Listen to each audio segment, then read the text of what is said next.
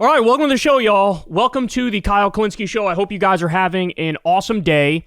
We got a heavy show for you today. It is a very serious, it is a very heavy show. There's a lot of stuff going on, which is quite ugly, if I'm being honest with you. So, of course, we learned last night that Rob Reiner and his wife were murdered by their son. It's just an absolutely disgusting and tragic story. So we're going to talk about that. Trump officially responded, and it's one of the most pathetic things I've ever seen from a president. So we'll dive into that. We also have some new polling numbers, which, look, I think it's time to pound the gavel. MAGA is finished. They're done. I don't see a way out. They've just absolutely, even among Republicans, the numbers have collapsed in a way that I'm not sure I've ever seen in my entire life. I mean, this is a political movement that squandered all of their capital within less than a year. Just absolutely incredible to see. We'll also get to some new Epstein leaks. Trump's dark past keeps coming back to haunt him. Wait until you see Noam Chomsky is in these pictures. Sloppy Steve Bannon is in these pictures. Man, this was a big leak, if I don't say so myself. Then we'll also, somebody says I say that wrong. It's if I do say so myself. So there you go. You take your pick.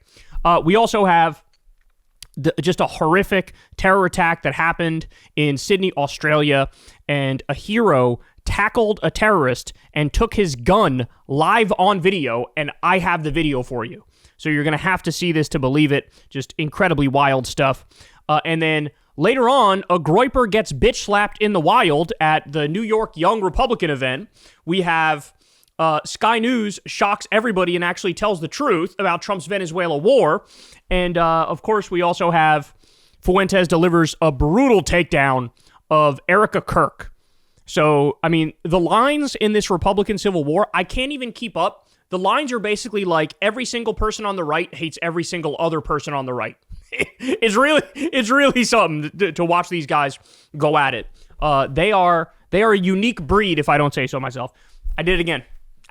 If I do say so myself, whatever the fucking saying is, I don't care. You guys pick whichever one you want. All right, let's go ahead and dive in, y'all. Oh, and of course, before I get into it, you guys know the drill. Everybody do me a favor. Please subscribe to the channel. That helps out big time and costs you nothing at all. You can also, by the way, click that bell icon because that makes it so the videos get delivered to you as soon as I drop them.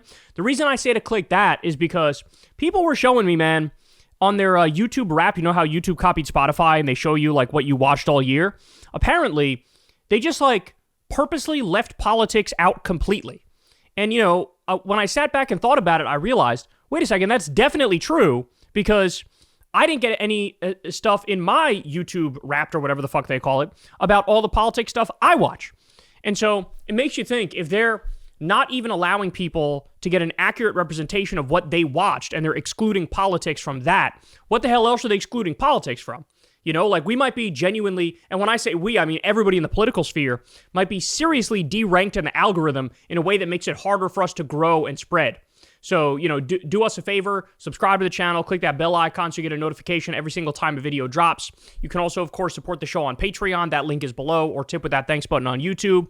And, of course, sign up for Crystal Kyle and Friends on Substack.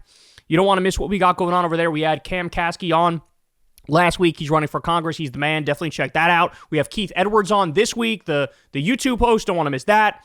And everybody also go subscribe to Corin's World so you see the live Kyle and Corin episodes every Monday at 8:30. We got that going on tonight, y'all. We'll have a new Kyle and Corin tonight. Come chill with us. All right, let's go ahead and dive right in. So let's start with this, y'all. Last night, Crystal told me, and I couldn't believe it, but she said 2 people were found dead at Rob Reiner's house.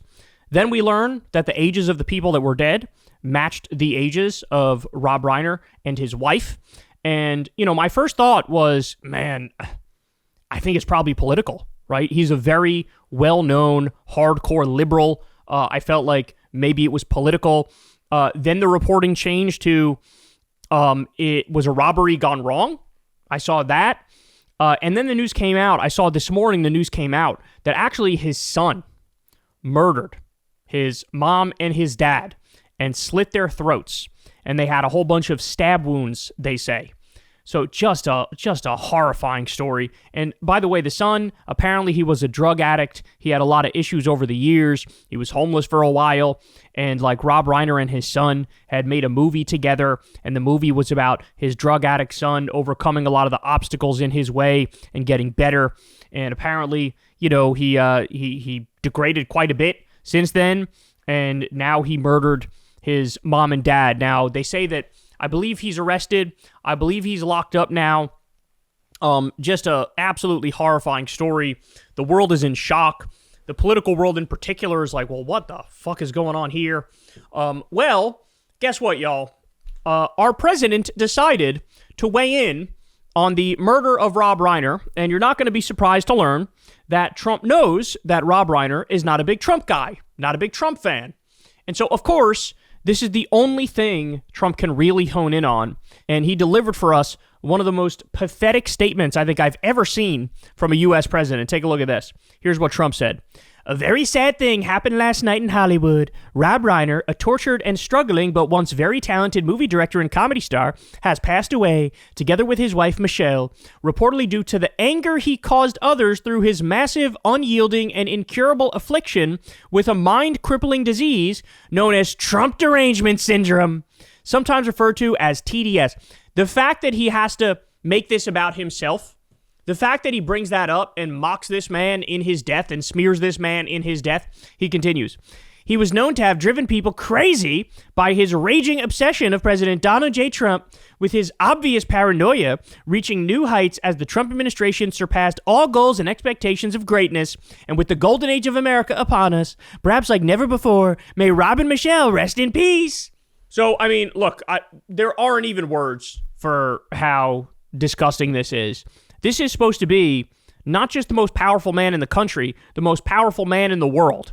And this is his reaction to somebody getting murdered by his own son. Now, of course, the point that people are making is, weren't the right-wingers just losing it and flipping out? And didn't they get 600 people fired for things they said in the wake of Charlie Kirk being killed?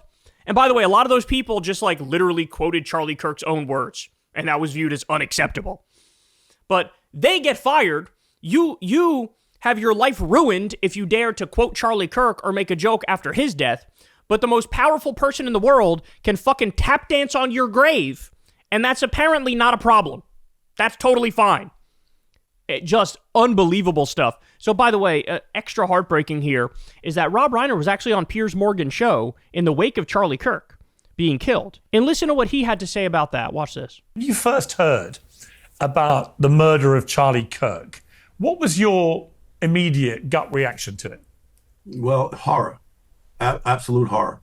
And I unfortunately saw the video of it, and it's beyond belief what happened to him, and that should never happen to anybody. I don't care what your political beliefs are. That's not acceptable. That's not a solution to solving problems. And I felt like what his wife said at the service, at the memorial they had, was exactly right. And totally, I believe, I'm Jewish, but I believe in the teachings of Jesus, and I believe in doing to others, and I believe in forgiveness. And what she said to me was beautiful, and absolutely, she forgave his assassin, and I think that is admirable.